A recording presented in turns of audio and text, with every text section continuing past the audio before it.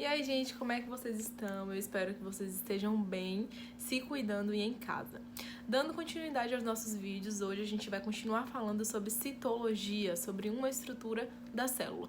Já falamos o que é a citologia, definimos o que é uma célula eucariótica e uma célula procariótica, definimos também o que é a membrana plasmática e todas as suas características, e hoje é o dia da gente falar sobre o citoplasma. Então, para começar, o citoplasma está presente em todas as células procarióticas e eucarióticas, todas as células da vida, no geral, do planeta, da Terra, enfim, desse negócio aqui que a gente vive. Todas as células possuem citoplasma. E é no citoplasma, né, dentro do citoplasma, que tá todas as organelas citoplasmáticas e um líquido fluido que é chamado de citosol. Então, se eu perguntar para vocês qual é a composição ou do que é formado o citoplasma, vocês vão responder para mim: organelas citoplasmáticas e citosol. É essa a composição do citoplasma. Bom, lembrando que o citoplasma das células procarióticas contém apenas uma membrana citoplasmática, que é os ribossomos. Então, todas as outras membranas que eu for falando aqui ao longo do vídeo, que não for o ribossomo, só é encontrado em células eucarióticas. Então, células procarióticas têm uma única organela citoplasmática, que são os ribossomos. Não esqueçam disso. Já que eu já falei dos ribossomos, bora começar por eles. Os ribossomos são organelas citoplasmáticas não membranosas. Existem dois tipos de organelas citoplasmáticas, as membranosas e as não membranosas. Então, o ribossomo não possui essa membrana, que é uma membrana lipoproteica muito semelhante à membrana plasmática.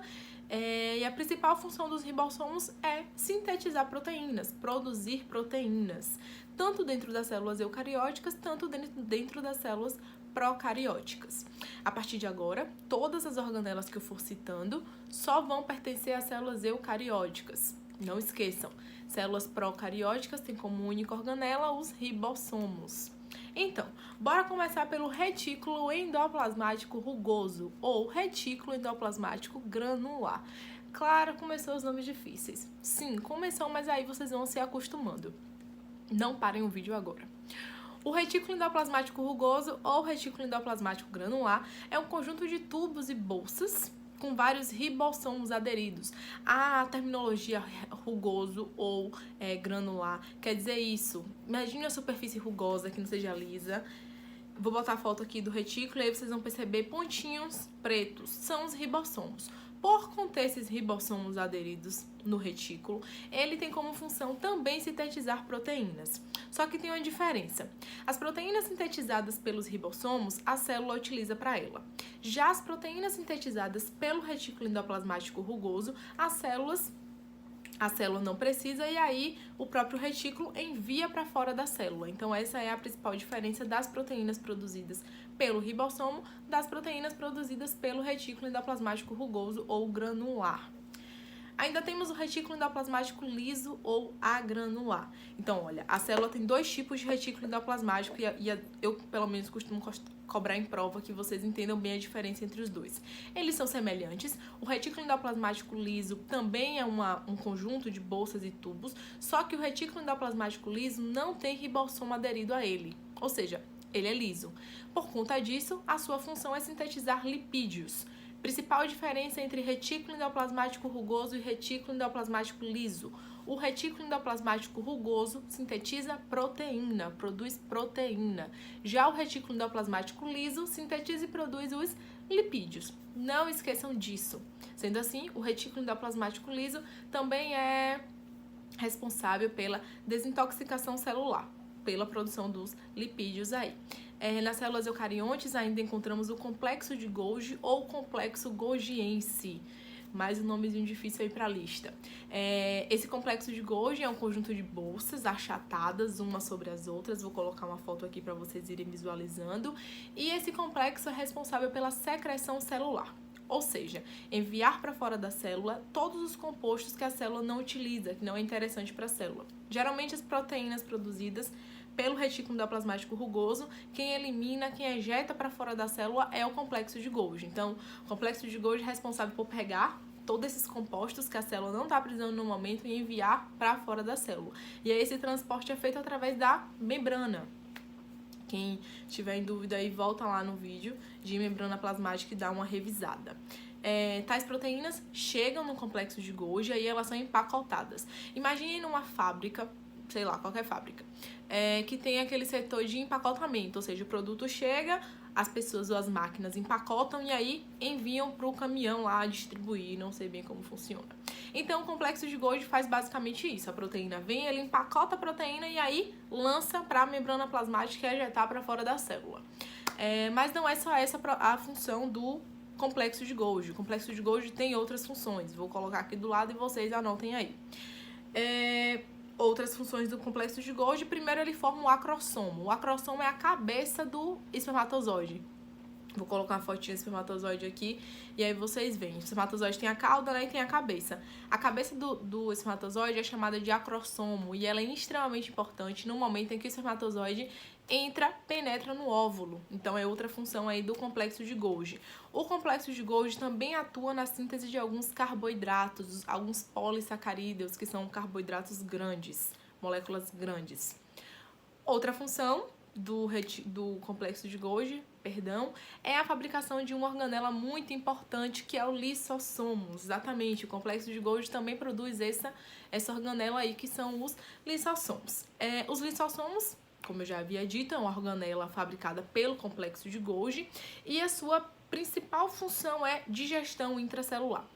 Essa organela, que é o lissossomo, uma fotinha dela aqui, ela secreta, ela tem algumas enzimas dentro dela, né, como se fosse uma bolsa, e essa bolsa guarda algumas enzimas, que são substâncias químicas. Então, a grande função dos lissossomos é essa, é digestão intracelular. Digerem todo o composto que está dentro da célula.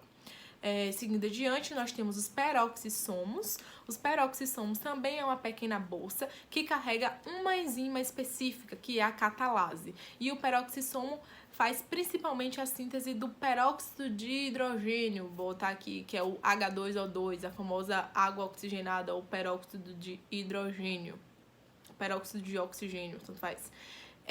Vamos falar agora de algumas organelas que são mais cobradas em provas em geral, vestibular e etc. E as minhas provas. Então, vamos ter prova sim, comece a estudar. Quando a gente voltar, claro, né? Então, as mitocôndrias. As mitocôndrias são muito famosinhas, principalmente no Enem. Sempre cai uma questão sobre mitocôndria.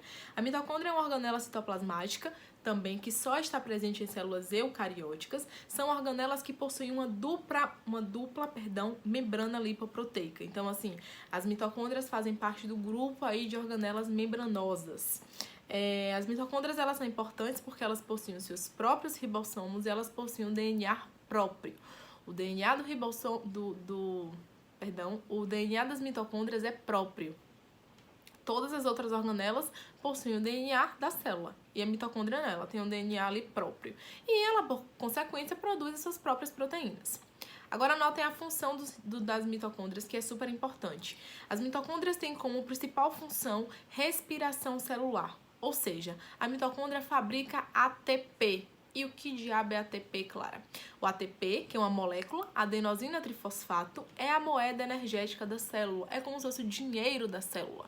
É através do ATP que a célula consegue sintetizar e aí desenvolver todas as suas atividades metabólicas energéticas. Então, a mitocôndria tem assim E é dentro da mitocôndria que acontece fosforilação, o famoso ciclo de Krebs, toda a cadeia respiratória. Então, a mitocôndria é uma organela aí muito importante. Põe aí um asterisco do ladinho do nome mitocôndria.